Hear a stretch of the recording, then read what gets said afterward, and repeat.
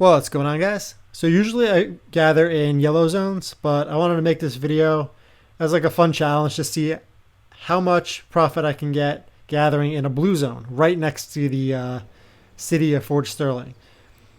So this one is Mawar Gorge, 9% enchanted, and it only goes up to tier 4.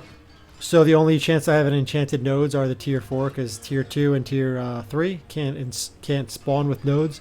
And tier 4 is the only one I can get tomes from. So your profit is definitely limited.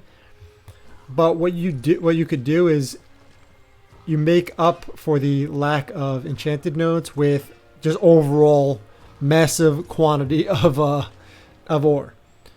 In addition, I mean, I didn't see, even though it was right next to the city, I didn't see all too much competition. In addition, these lower tier nodes, they spawn a lot quicker than the upper tier. So as I mentioned, I'm going for pure quantity. So I have my backpack, which reduces the weight. And realistically, I should have used an ox, but I underestimated how much ore I was actually going to get in this hour session.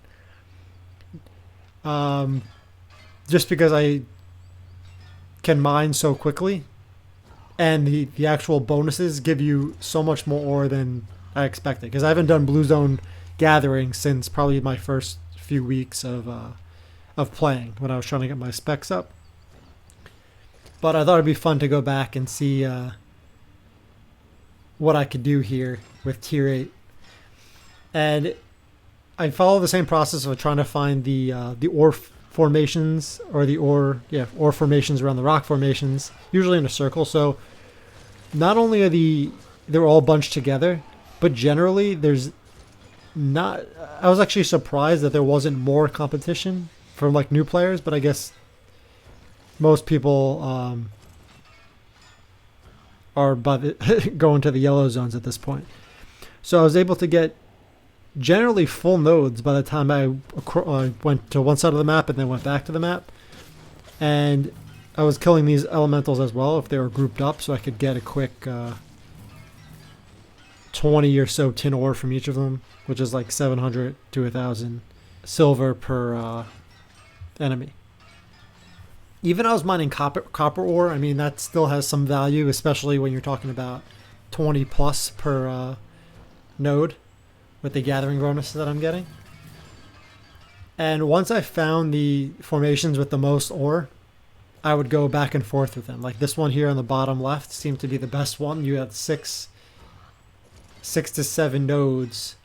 That's like 42 ore plus the bonuses. You're getting like 150 ore just from this plus just from this formation on one side. And the other side has another 7. So just from this alone, you're looking at like 20, 30 or so thousand silver profit in, I don't know, a minute. Now they do respawn fast, but not as fast as I would like.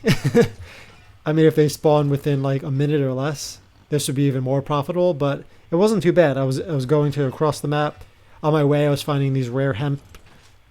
I found actually a few of these with full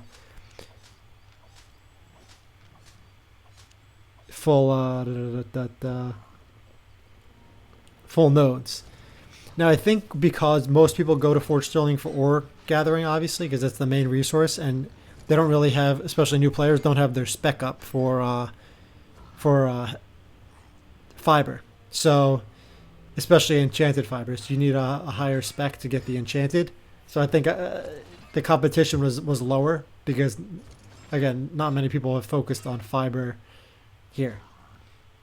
I just happen to because I've come to this place a bunch of times and I always see these nodes, and I was like, let me use some learning points to get these fiber skills up.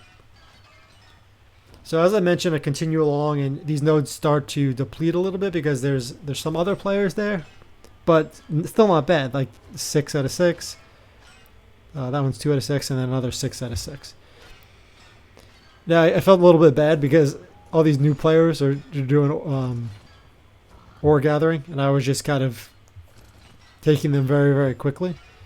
But there's so much ore to go around. I mean, not a big deal. So whenever you find, I guess a tip is anytime you find or you're gathering in a certain location, no matter what it is, look for the groups of, whether it's you're doing hide farming, groups of animals, and try to find these groups and then just go back and forth to the main area. So I found this one on the bottom left. There's another one in a rock formation. And you could see in the map the little like edges. So you want to go along those ridges. That's the word I'm looking for. Along the ridges and along the around the rock formations, and go back and forth of your.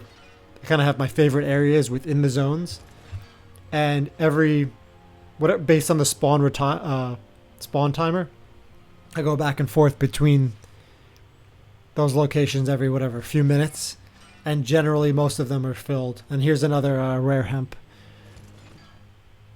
And generally, most of those nodes are already fully filled by the time I get back to them. So you kind of have to time it out so you can maximize your profit.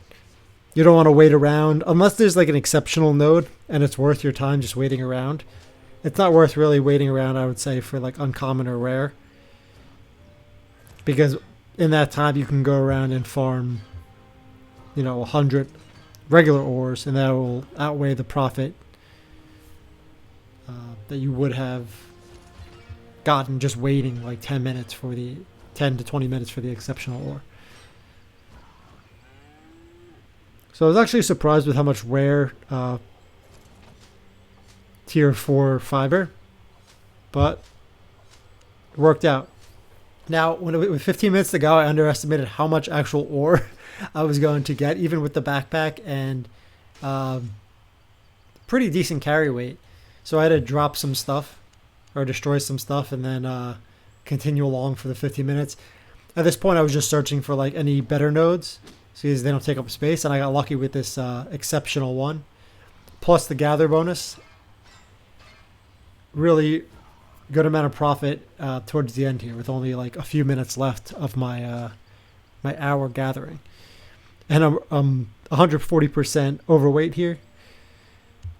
But you could see here like 500,000. I filled up some of those journals, and I even got a tome. So it was like 500,000 plus of profit in a blue zone, which was more than I expected.